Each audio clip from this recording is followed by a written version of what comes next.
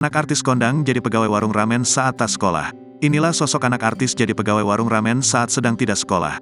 Sebagai anak artis, remaja tersebut tidak sungkan melayani pembeli termasuk ayahnya sendiri ketika datang ke warung ramen. Ayah dari remaja tersebut adalah seorang presenter, komedian, penulis skenario, aktor, dan penyiar radio populer di Indonesia. Remaja yang nyambi kerja jadi pegawai ramen tersebut bernama Juno. Juno rupanya kerja untuk mengisi waktu luang semasa libur sekolah 2 bulan.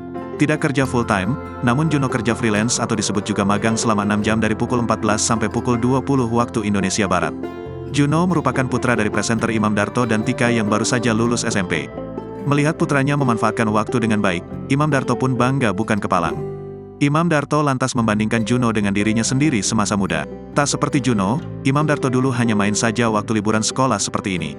Di suatu kesempatan, Imam Darto dan istri menyempatkan diri untuk mengunjungi warung ramen tempat anaknya kerja. Imam Darto dengan lahap menikmati ramen buatan putranya. Sementara Juno terlihat malu-malu direkam sang ayah.